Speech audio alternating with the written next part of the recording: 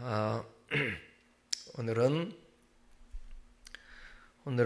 예수님께서 왜 예수님께서 사람으로 오셨을까? 이런 제목으로 함께 말씀을 나누겠습니다.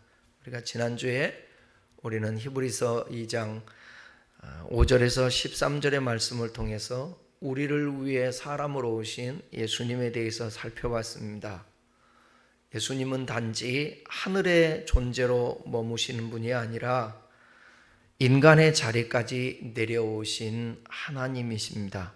오늘 본문은 바로 그 사람으로 이 땅에 오신 그 목적이 무엇인가, 이유가 무엇인가를 살펴보고자 합니다. 예수님은 왜 인간의 몸을 입으셨는가? 그분은 왜 피와 살을 가지시고 인간이 되셨는가? 예수 그리스도가 이 땅에 오셔서 죽음이 가지는 그 의미는 무엇인가? 오늘 본문에서 설명하고 있습니다. 특별히 예수님께서 사람으로 오신 결과가 무엇인지에 대해서 말씀 잠깐 드리고 본론으로 간다면, 첫째는 마귀의 권세를 멸함으로 죽음의 권사리에 있던 모든 사람들을 해방시키기 위함인 것입니다.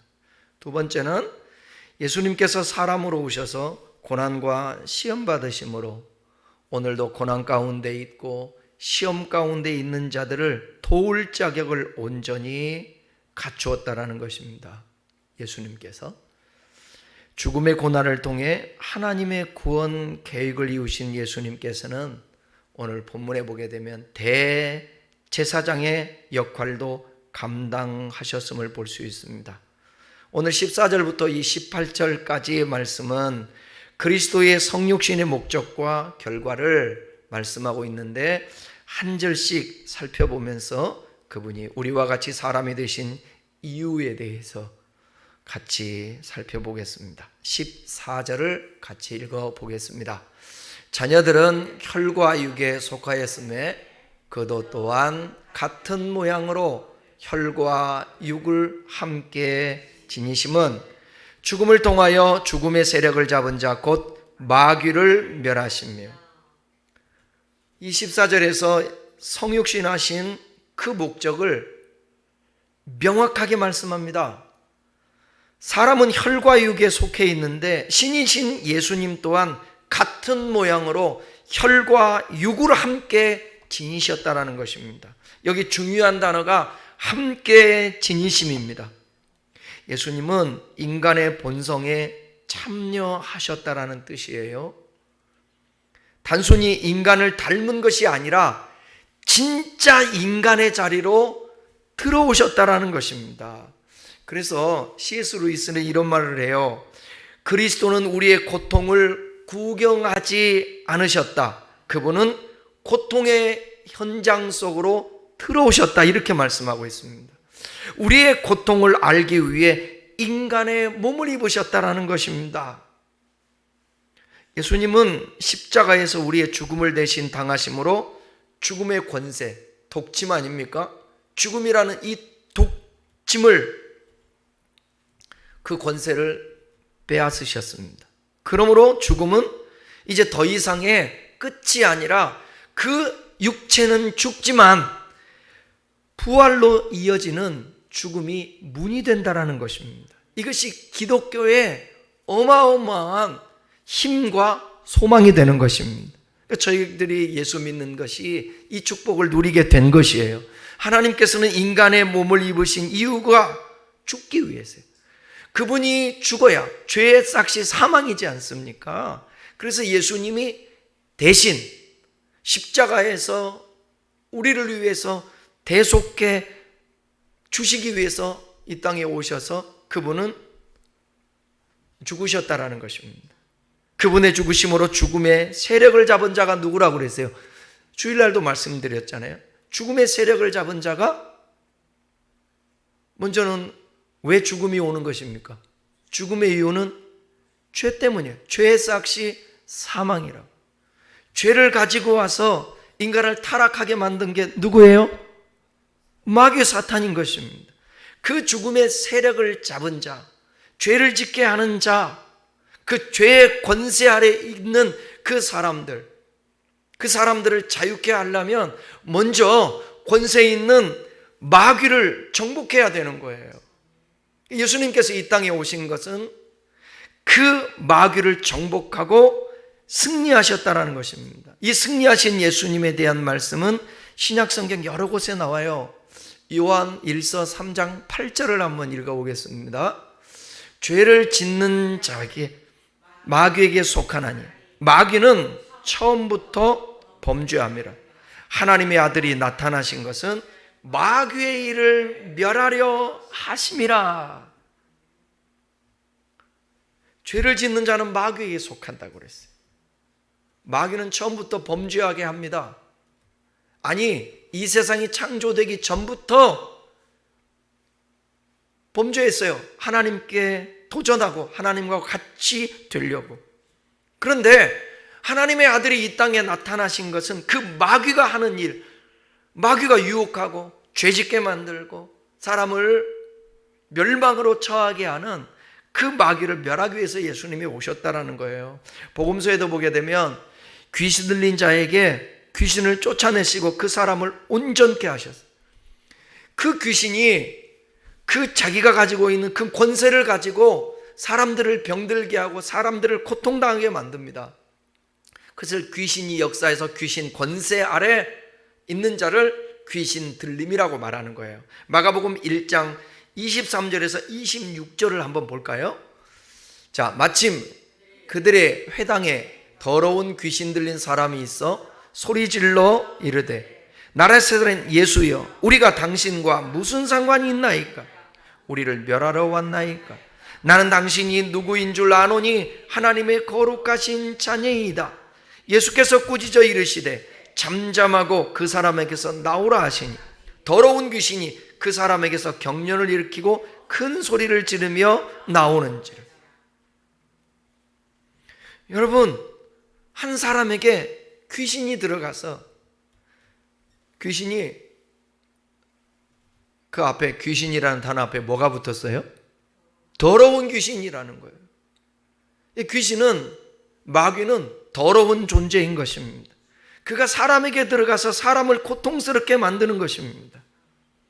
때로는 거꾸로 들이기도 하게 하시고 거품도 물게 하시고 물게 하고, 그 다음에는 여러분 얼마나 힘이 장사인지 쇠사슬도 끊어버리는 거예요. 그 정도로 마귀가 힘이 강한 거예요.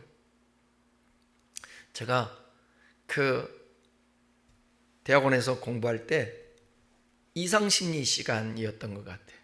그 시간에 귀신 들림과 정신병과 이게 어떻게 다른가, 거기에 대해서 토론을 하는데 이제 교수님도 그 부분에 대해서는 신앙적인 면에서 귀신 들림과 또 정신적인 어떤 병과의 이 구분하기가 좀 힘들었었는지 이제 거기에 저 같은 목사도 있으니까 질문을 오히려 하더라고요.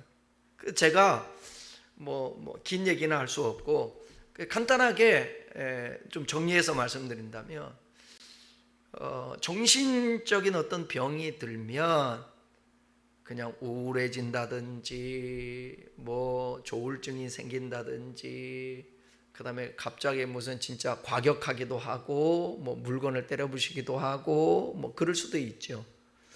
근데 귀신 들림의 특징은 뭐냐면, 단편적인 면입니다만 아주 힘이 세요. 정신병으로 과격한 것과는 차원이 다릅니다. 그래서 이게 정신병은 아무리 정신의 병이 있으면 아무리 영역이 있다 할지라도 벌벌벌 떤다든지 그러질 않아요. 근데 귀신 들린 존재는 영역을 가진 존재가 그 앞에 가면 벌벌벌 떨어요. 그리고 자꾸 눈을 마주치지 않아요. 자꾸 피해요. 이제 그런 현상들이 이제 목회 제 경험이라든지 또 전체적으로 보면 그런 현상들이 나타나요. 그런데 이러한 사탄, 마귀의 권세를 무너뜨리기 위하여서, 그 힘의 권세를 무너뜨리기 위해서 예수님께서 이 땅에 오셨다라는 거예요. 예수님께서 사탄을 향해, 귀신을 향해서 외치지 않습니까? 꾸짖어요. 귀신은 꾸짖음의 대상입니다. 아무리 권세를 갖고 있다 할지라도 예수님이 꾸짖으면 잠잠해야 돼요. 그리고 하나님의 사람, 특별히 하나님의 사람에게서 거기에 둥지를 들고 있을 수가 없어요. 예수님께서 뭐라고 말씀합니까? 더러운 귀신에게 나오라고 얘기하는 거예요. 그랬더니 큰 소리를 지르면서 경련을 일으키면서 나왔다고 말하고 있습니다. 바울 서신에도 보게 되면 여러 구절에서 예수님께서 악한 권세를 정복하시는 모습이 그려지는데 한 구절만 살펴볼게요. 자, 골로새서 2장 15절입니다. 함께 읽어볼까요? 통치자들과 권세들을 무력화하여 드러내어 구경거리로 삼으시고 십자가로 그들을 이기셨느니라.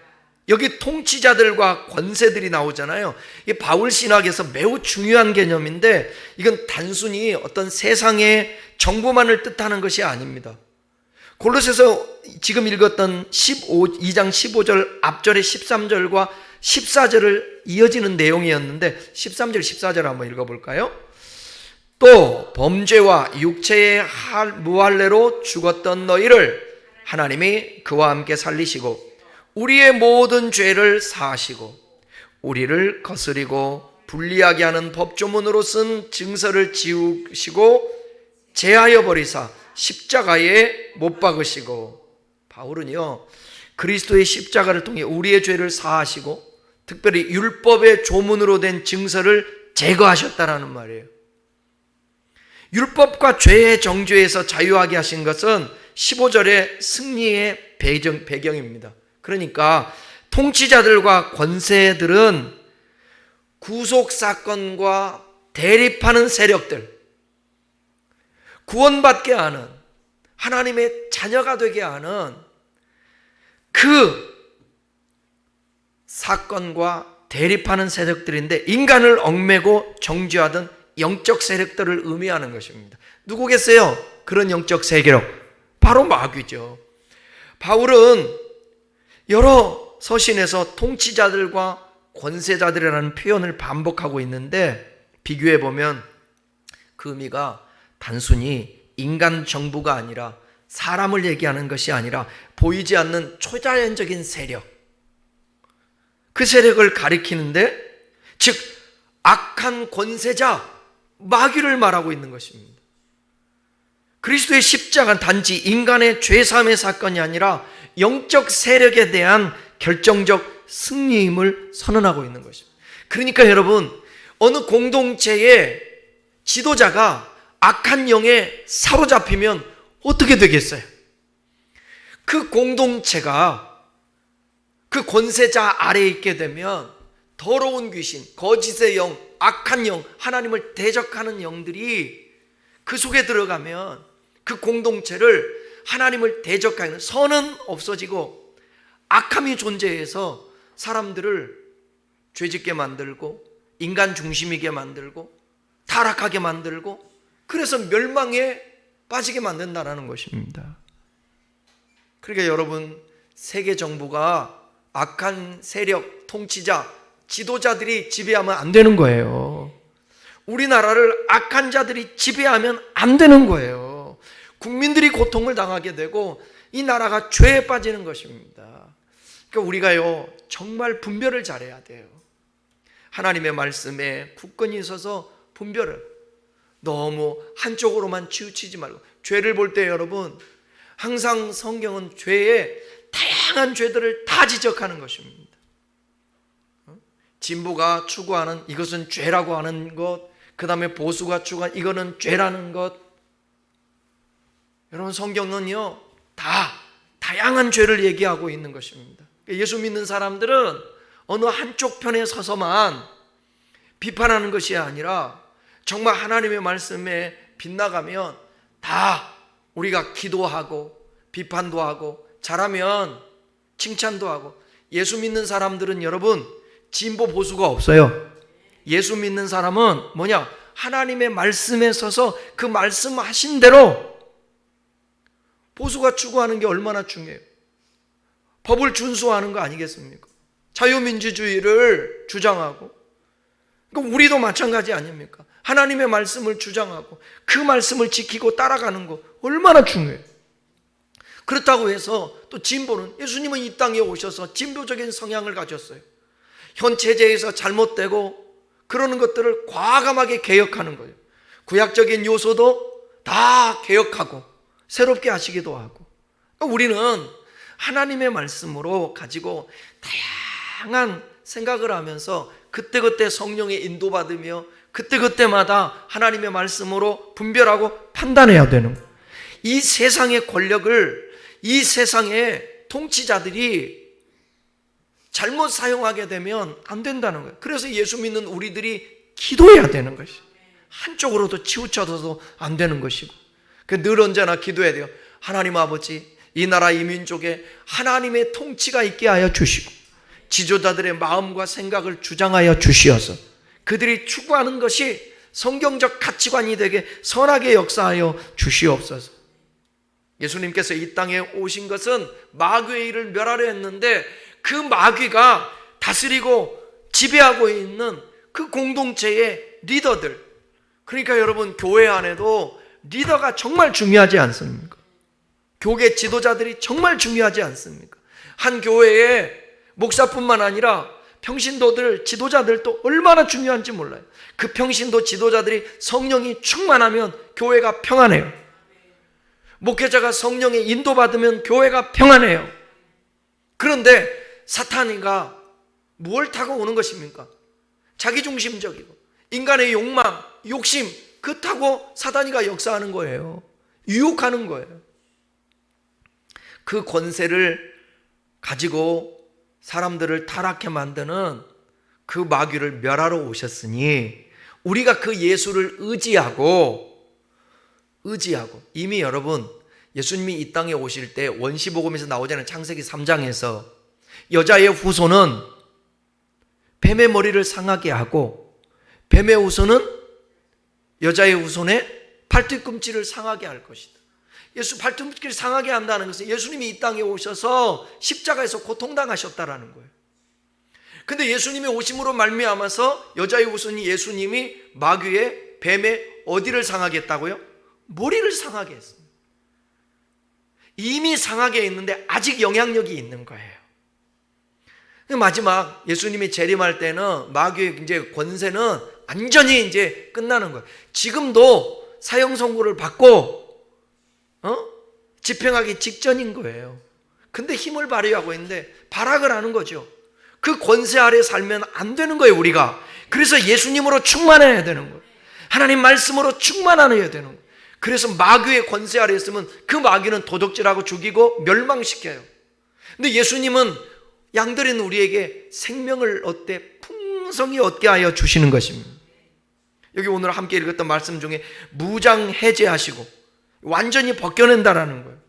그리고 공개적으로 구근결을 삼는다. 옛날에요, 로마의 개선식 이미지를 떠오르게 하는데, 전쟁을 한 다음에 승리한 장군이 패배한 적들이 있잖아요. 적들을 잡아요. 그래서 포로로 끌고 와서 공개적으로 많은 사람 앞에 세워놓고 조롱을 합니다. 예수 그리스도는 이 땅에 오셔서 그분이 십자가에 죽으시고 부활할 때 완전한 그 힘으로 마귀의 세력을 굴복시켰다라는 거예요. 그리고 구경거리가 되게 만들었다라는 거예요. 그들을 십자가로 그들을 이기셨다고 그랬잖아요. 세상적으로는 패배한 것처럼 보이지만 예수님의 십자가가 영적으로는 결정적인 승리의 전쟁터가 바로 이 십자가인 거예요. 그러면 예수님께서 승리하신 비결은 무엇일까? 그 비결은 힘에 의한 정복이 아니에요. 예수님의 죄 없으심과 하나님께 순종하심이 바로 승리의 비결이에요. 그게 하나님의 뜻과 계획이었거든요. 예수님이 이 땅에 오셔서 하나님의 뜻을 행하면서 십자가를 질 때 마귀의 권세를 무너뜨릴 수 있는. 그러니까 여러분, 그거 있잖아요. 우리 옛날에 그런 예화 듣지 않았습니까? 사람의 옷을 벗기는데 강제로 칼을 들이면서 벗기는 것이 아니라 햇빛을 쬐어서 벗긴다고. 우리 주님은 빛 되시잖아요. 그분이 이 땅에 오시는 거예요. 오셔서 순종함으로, 그 순종은 강제적인 순종이 아니었어요. 예수님은 하나님의 그 뜻 안에서 순종하신 거예요. 그 순종으로 인하여서 사탄을 물리쳤다는 거죠. 폭력에 의한 승리가 아닙니다. 사탄의 악함과 그 지배 안에 있는 악한 방식을 드러내는 승리였습니다. 예수님의 죽음을 통해 죽음의 권세를 가지고 있는 마귀를 멸하라. 그러니까 여러분, 우리가 예수로 충만하면 절대로 마귀에게 넘어진다, 안 넘어진다? 안 넘어진다라는 거예요. 그러니까 여러분, 마귀에서 노열함 받는 것은 세상 지식과 능력으로 되는 게 아닙니다. 아니에요. 오히려 사단이가 들어갈 수 있는 통로는 어떤 존재인 줄 아십니까? 그냥 평범하게 그냥 주는 대로 먹고 살고 고민하지 않고 그냥 욕심 없이 살아가는 사람에게 마귀가 역사하지 않아요. 머리가 똑똑한 사람, 욕심을 부르는 사람, 생각이 많은 사람, 이런 사람에게 사단이가 침범하는 것입니다. 주님 아래서 생각 많이 하고 지혜를 얻고 고민도 하고 뭐가 문제겠어요? 그런 사람에게는 오히려 성령이 더 역사하죠. 기도할 때. 여러분, 예수 충만하시기를 축원합니다. 성령 충만하기를 축원합니다. 말씀으로 무장하기를 축원합니다. 그러면 사단이가 한 길로 왔다 일곱 길로 도망가는 거예요. 예수님이 마귀의 일을 멸하려고 왔다잖아요. 마귀가 오늘도 하는 일이 얼마나 많은지 몰라요.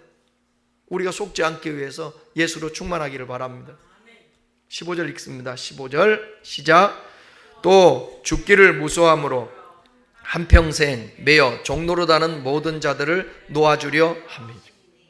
예수님은 단지 죽음을 이기신 분이 아니라 죽음의 두려움에서 우리를 해방시킨 분이라. 세상 사람들은 죽음을 가장 큰 공포로 여깁니다. 그러나 믿는 자에게는 죽음이 심판이 아니라 영광의 문이에요. 15절의 이 말씀은 인간의 근본적인 근원적인 두려움, 바로 죽음의 두려움을 말하고 있습니다. 사람은 여러분 누구나 죽음을 두려워합니다. 왜냐하면 그 끝에 무엇이 있는지 알지 못하니까. 그래서 인간은 평생 그 두려움에 매여 사는 거예요. 지위가 높아도 돈이 많아도 건강한 상태에 있어도 죽음 앞에서는 모두 같아지는 것입니다. 그런데 예수님께서 오신 이유가 바로 이것 때문, 죽음의 두려움이라는 사슬에 묶인 우리를 자유하게 여기서 해방시키기 위해서. 예수님은 십자가에 죽으셨지만 그 죽음이 끝이 아니라 뭘로 증명해냈어요? 부활로 증명해냈어요.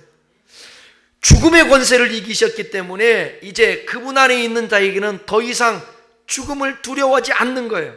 여러분, 그런데도 불구하고 이 설교를 하는 저나 이 말씀을 듣는 여러분, 죽음이라는 건 두려워요, 안 두려워요?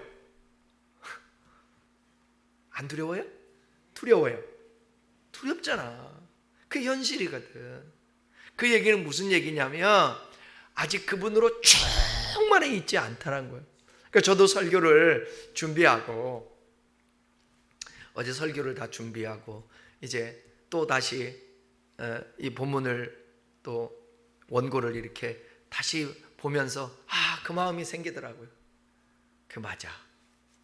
언젠가는 우리에게 죽음이 찾아오는데, 그러니까 이런 거 아니에요? 죽음 자체가 두려운 게 아니라 죽음으로 가는 과정 속에서 있는 어떤 고통, 아픔, 어려움, 이런 것 때문에 두려운 거 아니겠습니까? 그냥 오늘 그냥 이 자리에서 눈 딱 감고 죽는다면 뭐 그게 두려워요?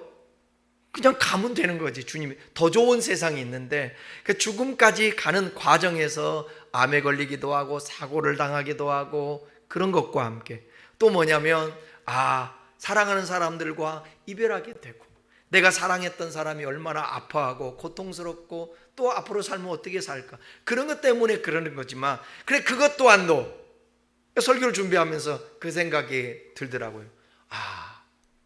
우리의 죽음은 그러면서 뭔 생각을 했냐면 이미 죽었던, 우리 가까이 있었던 사람 중에 죽었던 사람을 묵상하게 된 거예요. 그 사람들이 이 세상에 없어. 지냈던 사람들이. 아쉽기는 해.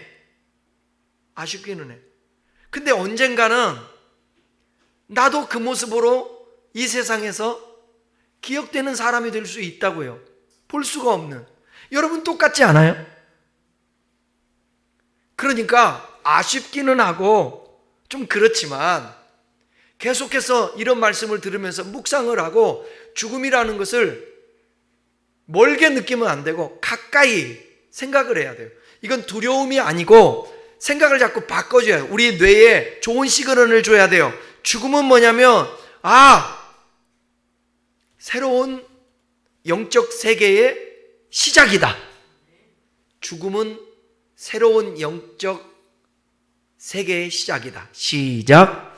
죽음은 새로운 영적 세계의 시작이다. 자꾸 묵상을 해야 돼요. 생각을 해야 된다고.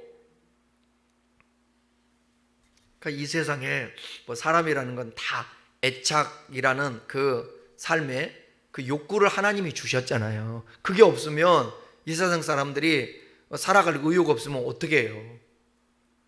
그렇지만 그럼에도 불구하고 우리의 또 한 면에서는 죽음에 대한 이 두려움을 없애고 또 다른 세계의 새로운 희망이다.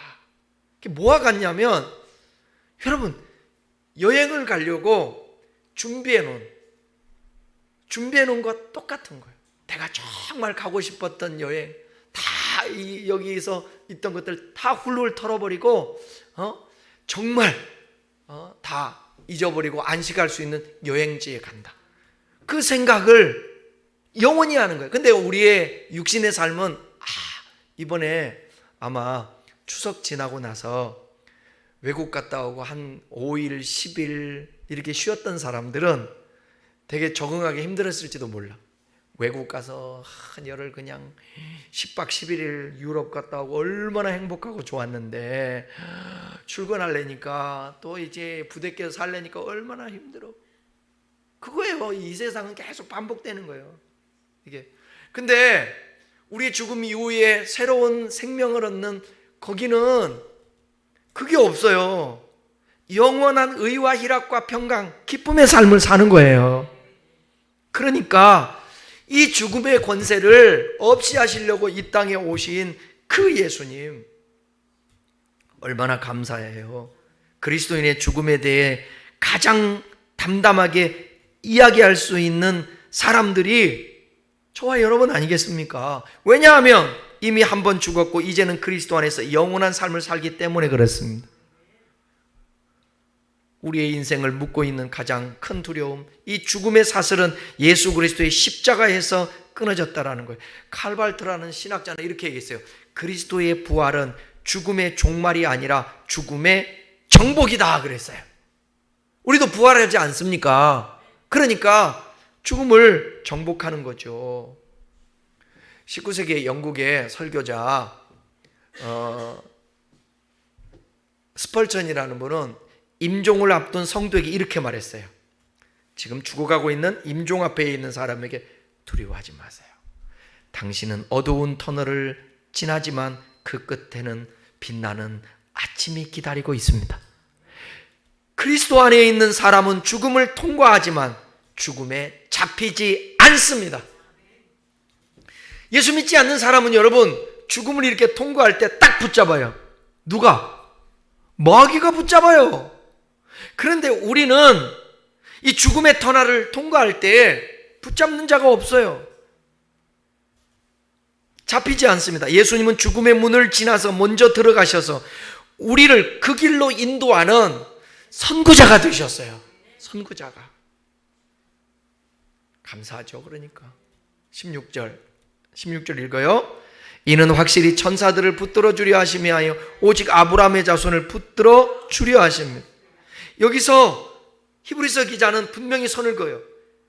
예수님이 이 땅에 오신 것은 천사들을 위하지 않아요. 천사들을 붙들어 주려고 온 게 아니에요. 아브라함의 후손 곧 믿는 자들, 믿음의 조상 아닙니까? 아브라함이. 믿는 자들에게 주어지는 은혜예요, 은혜. 그분은 하늘의 영광 버리시고 혈육을 입은 인간을 붙들어 주시기 위해서 이 땅에 오셨습니다. 붙들어 주다는 말은 손을 잡아 끌어올리다라는 거예요. 손을 잡아서 끌어올려주는. 여러분 어떨 때 보면 쇼츠에서 다리 밑에서 있잖아요. 다리 밑에 쭉 사람이 떠내려오는 거예요. 그런데 두 사람이 이렇게 서로 잡아주면서 밑에 지나가는 사람을 손목을 딱 잡아서 올려주는 거예요. 이 사람 내버려뒀으면 휩쓸려 죽지 않습니까? 근데 손으로 붙잡아 살려주는 거예요. 예수님이 이렇게 오늘 말씀에 붙들어 주려 하십니다. 자, 여러분 보세요. 영적인 면에서는 우리 영혼을 구원해 주시고 천국으로 인도하시고 죽음에서 우리가 두려움에서 죽음에 두려움에서 해방되게 하고 마귀를 물리쳐 주시고, 근데 우리가 지금 살아가고 있는 일상생활에서 하나님의 어떻게 하신다는 거예요? 이따 마지막 절에도 나오지만 하나님이 우리를 지금 말씀하고 있잖아요. 아브라함의 자손을 뭐라고요? 붙들어 주려 하십니다. 이거 잊지 마세요. 자, 여러분 힘드신 분 있어요? 이 영상으로 예배 드리시는 분들 힘드신 분 있어요? 한번 따라해봐요. 붙들어 주려 하심이라. 주님은 나를 붙들어 주심이라. 3번 시작. 주님은 나를 붙들어 주심이라. 주님은 나를 붙들어 주심이라. 주님은 나를 붙들어 주심이라. 아멘입니까? 존 스터트라는 신학자는 이렇게 얘기했어요. 하나님은 높은 곳에서 우리를 부르시지 않는다. 낮은 자리에서 우리의 손을 잡으신다. 은혜가 되잖아요. 누가 우리의 손을 잡아줄 수 있어요? 네? 여러분 죽어가고 있는데 손 잡아준다고 살아납니까? 눈물이나 흘리고 아쉬움과 이별하는 거지. 근데 우리의 코끝숨 끈다는 그 순간에 우리 주님은 그러잖아요. 삐삐삐삐삐 이렇게 가잖아요. 병원에서. 그때에 우리 주님은 우리의 손을 붙들어 주시는 거예요. 건져 주시니 얼마나 은혜가 됩니까? 그리스도는 천사의 손을 잡지 않으세요. 죄로 넘어지고 무너진 우리를 잡으시고, 그분은 멀리서 일어나라 하지 않습니다. 직접 우리의 손을 잡아 일으켜 주시. 이거를 믿는 자에게 그런 일이 벌어지는 것입니다. 여러분이 어떤 수렁에 있습니다. 두려움과 걱정과 근심과 불안에 거기에 사로잡혀 있다면 거기에 주님을 초청하시고 여러분의 손을 내밀으십시오. 성경에 나오잖아요. 예수님께 손마른 병자가 예수님이 앞에 손을 내미심에 뭐라고 그랬어요? 성경대로 하면 회복되었더라.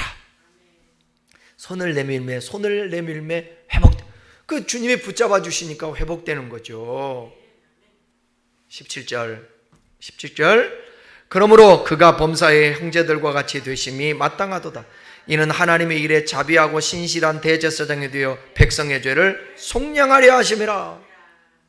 이 말씀은 예수 그리스도의 성육신과 대제사장적 사역을 한 구절에 함축한 말씀인데, 그가 범사의 형제들과 같이 되심이 마땅하다. 이 말은 예수님은 우리와 모든 면에서 같이 되셨다라는 거예요. 같아지셨다라는 것이. 하나님의 아들이신 그분이 사람의 연약함을 입으셨습니다. 그래서 예수님은 피곤을 느꼈을까요? 안 느꼈을까요? 느꼈어요. 배고프셨을까? 안 배고프셨을까? 배고프셨어요. 그분은 홀로 십자가를 질 때 외로우셨어요. 슬프시기도 하셨어요. 그래서 우시기도 하셨어요. 이것은 단순히 동정심이 아니라 완전히 사람과 동일시 되었다라는 거예요. 예수님 멀리서 인간을 바라본 것이 아니라 우리 자리로 내려오셔서 인간의 고통 가운데에서 오늘 함께 한다는 사실을 우리가 알아야 합니다. 예수님은 하나님 앞에서 우리의 사정을 완전히 이해하십니다. 우리가 눈물을 흘릴 때 예수님은 그 눈물의 아픔을 아신다는 거예요. 그분은 고난을 당해보셨기 때문에 우리의 그 아픔을 아신다는 거죠. 예수님 뭐라고 그랬어요? 자비와 신실한 대사장이라고 그랬잖아요. 자비는 인간을 향한 긍휼의 마음이고, 신실은 하나님을 향한 완전한 순종이에요. 그분은 하나님의 뜻을 행하기 위해서 이 땅에 오시지 않았습니까? 그 신실하심으로 주님께 하나님께 순종을 해요. 그리고 인간을 향해서 자비의 마음을 가지십니다. 긍휼히 여겨주시는. 여러분, 저기 복음서를 한번 읽어보세요. 쭉 읽어보면 예수님이 인간을 어떻게 대하시는지, 사람을 어떻게 대하시는지를 한번 보세요. 거기에다가 여러분의 애를 대입하시는 거예요. 마태복음부터 쭉 사복음서 있잖아요. 요한복음까지 읽어내려가면서 사건마다 그 주님 앞에서 자기를 대입하는 거예요. 그러면 그분은 오직 사람을 향해서 긍휼히 여겨주십니다. 막 죄짓고 하나님을 거부하고 주님을 멸시하고 도전하고 그런 사람들에게 대해서는 우리 주님도 아주 과감하게 대적하지만, 나머지 늘 주님 앞에 무릎 꿇고 은혜를 구하고 주님 앞에 나아가 겸손히 하나님을 구하는 자들에게는 하나님께서 불쌍히 여겨주시고 긍휼히 여겨주시고 은혜를 베풀어 주시는 것입니다. 예수님은 사람과 하나님 사이에서 완전한 중보자가 되셨습니다. 구약의 제사장은 백성을 대신해서 짐승을 잡아요. 그리고 피를 가지고 어디에 들어가느냐? 성소에 들어가요. 하나님께 나아가는 거예요. 그런데 이제 예수님이 이 땅에 오셔서는 자기 피로 단번에 속죄를 하셨어요. 그러니까 성경에 히브리서 9장 12절에 이렇게 말씀하고 있어요. 함께 읽어봐요.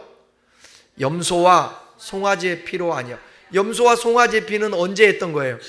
구약시대 때에 제사 지낼 때 했다는 말이에요. 제사장들이, 특별히 대제사장들이 이제 피를 가지고 가는데, 그 다음에요, 오직 앞에로 넘겨보세요. 오직 자기 피로 영원한 속죄를 이루사 단번에 성소에 들어가셨느냐. 영원한 속죄. 그러니까 이제 누가 와서 예수님처럼 죽을 이유가 있어요, 없어요? 없어요. 왜? 단번에 이제는 영원한 속죄를 이루셨기 때문에 그래요. 성소에 들어가서. 예수님은 하나님을 설득하신 것이 아니라, 나 못 가요, 안 가면 안 될까요? 다른 방법은 없을까요? 설득하지 않고 이 땅에 내려오셔서 그 뜻을 이루면서 인간을 품으셨습니다. 그분의 제사직은 피로가 아니라 사랑으로 완성하셨습니다. 피가 아니에요. 우리의 대제사장은 지금도 하늘 보좌 우편에 여러분의 이름을 부르고 중보하신다라는 거예요. 그분이 우리와 같아지셨기에 우리는 담대히 은혜의 보좌 앞에 나아갈 수 있게 되는 것입니다. 누구의 이름으로? 예수의 이름으로. 왜? 내가 곧 길이요 진리요 생명이라 나로 말미암지 않고는 아버지께로 올 자가 없다고 하셨기 때문입니다. 은혜가 안 됩니까? 은혜 되잖아요. 이게 우리 평범하게 지금 먹고 사는 문제로 고민하면서 살아가는 이 삶에서 이게 아무것도 아닌 것 같지만, 진짜 마지막 날에 심판대 앞에 딱 설 때에는 이거 잊어버리면 돈으로도 못 가요, 하나님 나라. 힘으로도 못 가요, 하나님 나라. 어여뻐도 못 가요, 하나님 나라. 지식으로도 못 가요, 하나님 나라. 뭘로 가는 나라예요? 믿음으로 가는 나라. 누구를 믿음으로? 우리 주님을 덧입어 하나님을 믿음으로 말미암아 구원을 얻게 되는 것입니다. 18절 마지막 절입니다. 시작. 그가 시험을 받아 고난을 당하였은즉 시험 받는 자들을 능히 도우실 수 있는 일. 예수님은 단지 인간의 고통을 이해하시는 분이 아니라 그 고통 속에서 함께 하시는 분이에요. 본문은 이렇게 말씀합니다. 예수님은 하나님이시지만 사람으로 오셔서 시험을 직접 경험하셨어요. 광야에서 마귀의 시험을 받으셨고, 겟세마네 동산에서는 고뇌하셨고, 십자가 위에서는 버림을 받으셨어요. 예수님께서 인간이 겪을 수 있는 모든 시험과 고난을 통과하셨습니다. 그래서 예수님은 우리가 당하는 시험을 이론으로 아시는 분이 아니라 체험으로 아시는 분이에요. 체험으로. 이것이 복음의 위대함입니다. 여러분 보세요. 나사로가 죽었어요. 그의 여동생들이 울고불고해요. 얼마나 슬펐을까요? 셋이 의지하면서 살았는데 힘 있는 남자가 먹을거리도 구해오고 일도 하고 아마 그랬을 거예요. 그러던 사랑하는 자가 죽었다고 그랬어요. 주님께서. 여러분 평상시에 대면대면하고 서로 친하지도 않고 그랬던 사람이, 그런 형제들이 떠나면 좀 슬프지만 갔나 보다 그러지만 진짜 서로 의지하고 사랑의 관계로 살던 오라버니가 죽었을 때 너무 마음이 아프고 속상하잖아요. 그래서 예수님을 초청을 했어요. 그래서 예수님이 오셨어요. 며칠 만에 오셨는데 예수님이 어디 보자. 비켜. 그러니 나사로야 나오라. 그렇게 하셨나요? 아니요.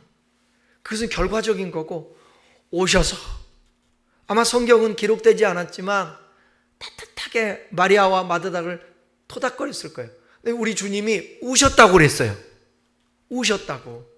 먼저 주님이 공감하시는 겁니다. 그 아픔의 상태에 되보시는 거예요. 얼마나 아픈지. 사랑하는 친구예요.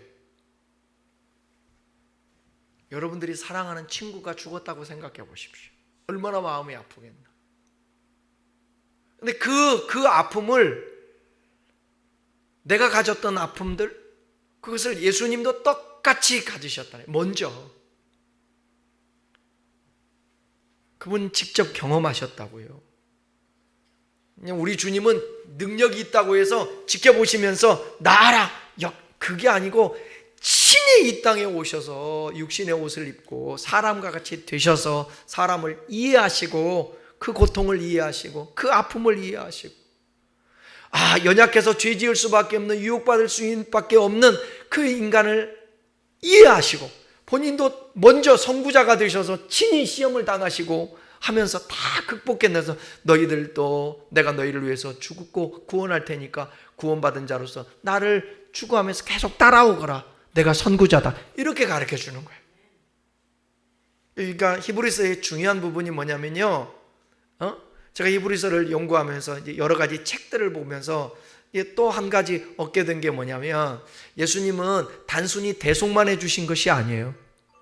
우리의 영혼을 구원하시고 그것뿐만 아니라 이제 하나님의 사람답게 살아가는 그 선구자가 되셔서 앞서가셔서 우리를 따라오게 하는 거예요. 그래서 히브리서 뒷장으로 넘어가면 믿음의 주여 온전케 하시는 예수를 바라보자. 그리고 그분을 쫓아가는 거예요. 표대로 삼고. 바울은 빌립보서에서 그 말씀하지 않습니까? 우리는 시험을 받을 때 하나님은 내 마음을 모르신다고 말하지만 사실 예수님은 그 마음을 가장 깊이 아십니다. 예수님은 연약함 때문에 넘어지는 우리를 정죄하지 않으시고 도우신다. 시험 받는 자들을 능히 도우실 수 있다고 말씀하고 있지 않습니까?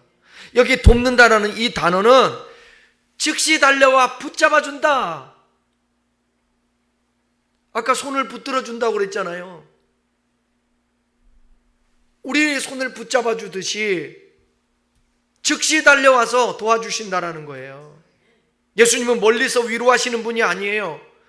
가까이 오셔서 붙들어 주시는 분이에요. 시험의 순간 예수님은 우리의 손을 붙들고 계시기 때문에 저와 여러분이 걱정할 필요가 없습니다. 우리는 모두 인생의 시험을 피할 수 없어요. 그렇지만 기억하십시오. 예수님은 시험을 이기신 분이시며 그분은 지금도 시험받는 우리를 도우시는 살아계신 주님이십니다. 그러므로 낙심하지 말아야 합니다. 팀 켈러 목사님은 이 얘기를 했습니다. 하나님은 우리의 고난을 설명하지 않으신다. 그 대신 그 고난 속에 들어오신다. 그렇잖아요. 우리가 다 이해할 수 없어요. 욥의 고난을 어떻게 이해할 수 있겠어요? 이해 못한다고요. 근데 그 고난 속에 주님은 들어오시는 거예요. 우리 어린아이들, 애기들 키워봤잖아요. 애기 키울 때 넘어지잖아요.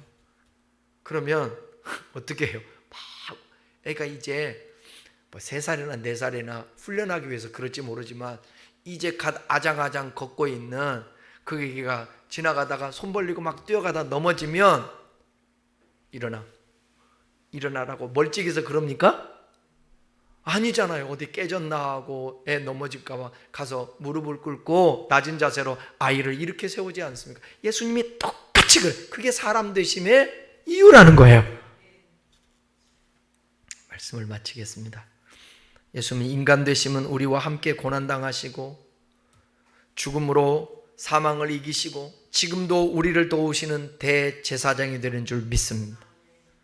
그러므로 여러분, 저와 여러분은 혼자가 아닙니다.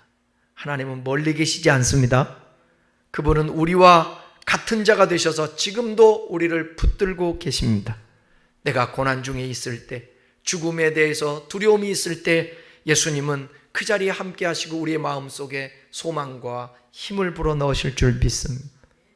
내가 죽음의 두려움 속에 있을 때 그분은 이미 그 길을 지나셨어요. 내가 시험과 유혹에 흔들릴 때 그분은 능히 우리를 도와주실 줄 믿습니다. 마귀에 얽매여서 우리가 악하게 되려고 할 때 우리 예수님은 그 마귀 권세 아래서 우리를 자유케 해주시니 우리가 그 예수님을 더 부르짖고 예수님께 긍휼을 구하고 은혜를 구하고 그 앞에 담대히 나가서 거룩을 추구하며 오늘 내 안에 계신 주님 계속 부르며 의지할 수 있기를 주의 이름으로 축원합니다.